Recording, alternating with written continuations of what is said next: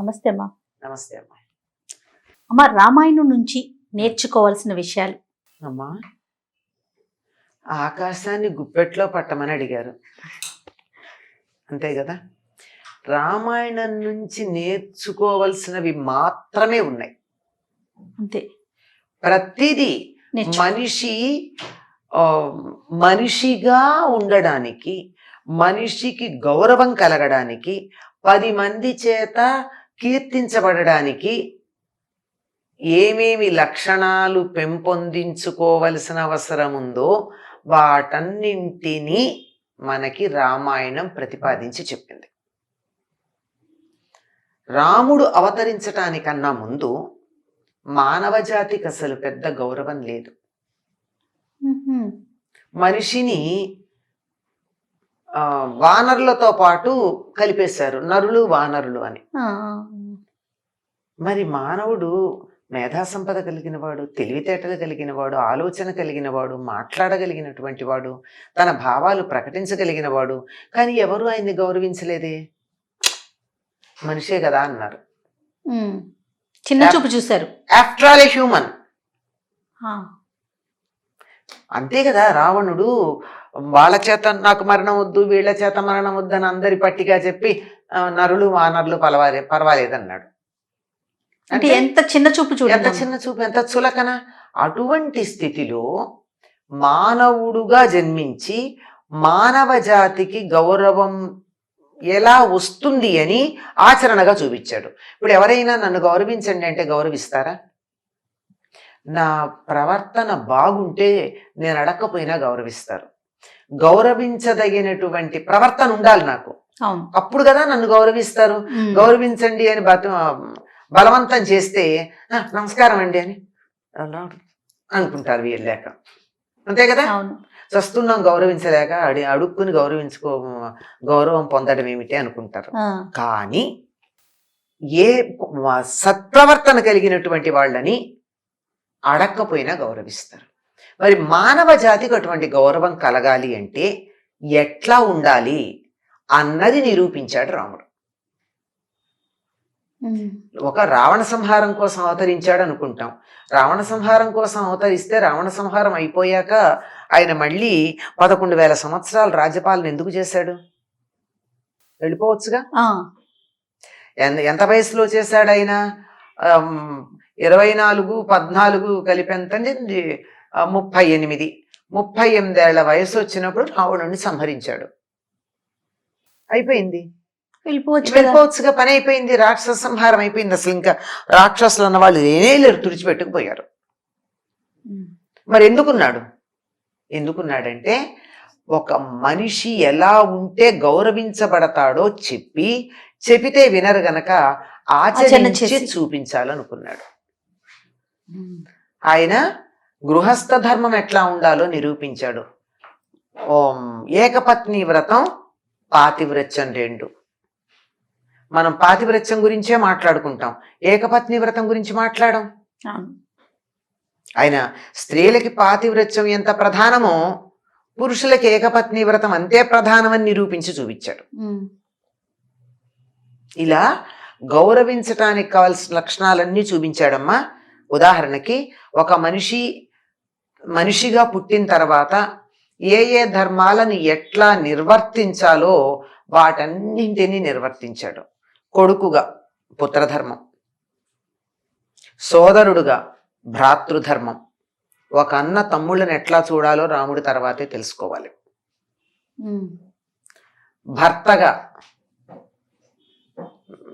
భార్యగా సీతను కూడా కలిపి దాంపత్య ధర్మం ఎట్లా ఉండాలి. అయిన తర్వాత మిత్రధర్మం, స్నేహితులతో ఎలా ఉండాలి, స్నేహితులు ఎన్ని వెరైటీలు ఉంటారో ఎవరితో ఎట్లా ఉండాలి, అందరూ ఒకే స్నేహితులు అని చెప్పడానికి వీల్లేదు, ఉండాలి. శత్రుధర్మం, ఒక ఆదర్శప్రాయమైన శత్రువుగా ఎట్లా ఉండాలి. రాజధర్మం, ఒక ఆదర్శప్రాయమైనటువంటి రాజు ఎలా పరిపాలన చేయాలి. శిష్యధర్మం, ఒక శిష్యుడు ఎట్లా ఉండాలి గురువు దగ్గర. ఇవన్నీ నిరూపించాడు. భ్రాతృధర్మంలో గనక చూసినట్టయితే తమ్ముళ్లే కాదు, తమ్ముళ్ళ పిల్లల్ని ఎట్లా చూడాలో కూడా చూపించాడు. మామగారిని ఎలా గౌరవించాలో చూపించాడు, బంధువులను ఎట్లా గౌరవించాలో చూపించాడు, ఉన్నతమైనటువంటి ఉత్తమమైన శీలం కలిగినటువంటి వాళ్ళని, స్త్రీలను ఎలా గౌరవించాలో చూపించాడు. ఏదో ఒక కారణంగా తాను ఉన్నటువంటి పద్ధతి నుంచి కొంచెం తప్పి అనుమానాస్పదమైనటువంటి ప్రవర్తన కలిగినట్టుగా అనిపిస్తే స్త్రీని, అటువంటి స్త్రీని ఎలా ఉద్ధరించాలో చూపించాడు అహల్య. ఇలా ఒక మనిషి అనిపించుకోవడానికి ఎలా ఉండాలో అన్ని అంశాలు చూపించాడమ్మా. ఏది నేర్చుకోకూడదు, కొడుకు ఎట్లా ఉండాలి అంటే రాముడిలా ఉండాలి. తండ్రితో ఎలా ప్రవర్తించాడు, తల్లితో ఎలా ప్రవర్తించాడు చూడండి తేడా. మళ్ళీ ఇద్దరికి తేడా ఉంటుంది. అవును, పినతల్లులతో ఎలా ఉన్నాడు, సవతి తల్లులతో ఎలా ఉన్నాడు, అక్కడికి వచ్చేటప్పటికి ఉంది. మందరని ఎలా ట్రీట్ చేశాడు, తన అరణ్యవాసానికి కారణమైంది. తన అరణ్యవాసానికి మందర మాట విని ప్రేరేపణ చేసిన కైకని గురించి ఏం మాట్లాడాడు. ఇలా చూస్తే అసలు మనిషి అన్నవాడు ఎలా ఉండాలి, మానవ సంబంధాలు ఎట్లా ఉండాలి, ఇంటర్పర్సనల్ రిలేషన్షిప్స్, హ్యూమన్ రిలేషన్షిప్స్ అన్నవి ఎలా ఉండాలి అన్నది అన్నింటినీ చూపించాడు. రాముడు చేసినట్టుగా లేదు కానీ రామాయణంలో మనకి మరి గృహస్థు ధర్మాలు కూడా చెప్పబడ్డాయి. ఇంటికి వచ్చిన అతిథిని ఎట్లా చూడాలి, అతిథి మర్యాదలు ఎట్లా చేయాలి, ఇలాంటివన్నీ. ఏష ధర్మ సనాతన, ఈ పదం ఎన్నిసార్లు వస్తుంది రామాయణంలో. ఆ ఒక్క టైటిల్ తీసుకుని రామాయణం మొత్తం మళ్ళీ చెప్పచ్చు. ఇదే సనాతన ధర్మం. సనాతనం అంటే ఇవాళ చెప్పింది కాదు, మానవుడు పుట్టినప్పటి నుంచి ఆచరిస్తూ ఇది బాగుంది అని కొనసాగుతూ వచ్చినటువంటిది సనాతన ధర్మం. మధ్యలో ఏదన్నా పనికిరాంది ఉంటే తీసేస్తూ ఉంటారు, కొత్తది ఉంటే చేరుస్తూ ఉంటారు. ఏది మేలో అది ఉంటుంది, ఏది పనికిరాందో అది పోతూ ఉంటుంది. అటువంటి దాన్ని సనాతన ధర్మం అంటారు. అటువంటి సనాతన ధర్మం ఏదైతే ఉందో దాన్ని గురించి చెప్పినటువంటిది.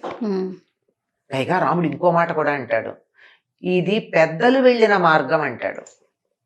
తానే సొంత కొత్త దారి ఏం ఏర్పాటు చేయలే, పెద్దలది. ఇంతకు ముందు పెద్దలు ఏ దారిన వెళ్ళాడో నేను ఆ దారిన వెడుతున్నాను, ఇది ఋషి మార్గం అంటాడు. మరో చోట ఋషులు వెళ్ళిన దారిలో వెడతాను అంటే, ఋషులు వెళ్ళిన దారి అంటే నడిచినటువంటి రోడ్డు అని కాదు అక్కడ అర్థం, ఆ పద్ధతి, ఆ తీరులో. ఇలా నేర్చుకోవడానికి అన్నీ నేర్చుకోవాల్సినవే. కొడుకు ఎట్లా ఉండాలో రామాయణం చూసి నేర్చుకుందాం, ఓ తండ్రి ఎట్లా ఉండాలో రామాయణం చూసి నేర్చుకుందాం. తండ్రి ఎట్లా ఉండాలో కూడా ఉంటుంది అందులో. ఓ తల్లి ఎట్లా ఉండాలి, కొడుకు ఎట్లా ఉండాలో సరిపోయిందా, తండ్రి ఎట్లా ఉండాలో కూడా తెలియాలి కదా. అవును. ఇలా దాసధర్మం, దాసులు ఎట్లా ఉండాలి, ఇలా మనిషి అన్నవాడు ఎలా ఉండాలి అని చెప్పినటువంటిదండి రామాయణం. సమస్తం నేర్చుకోవలసినవి. ఒక్క మాటలో చెప్పుకోవాలంటే ఆదర్శ పురుషుడు రాముడు, ఆదర్శ మహిళ సీత, వాళ్ళిద్దరిలాగా ఉంటే చాలు. నమస్తే అమ్మా. నమస్తే అమ్మా.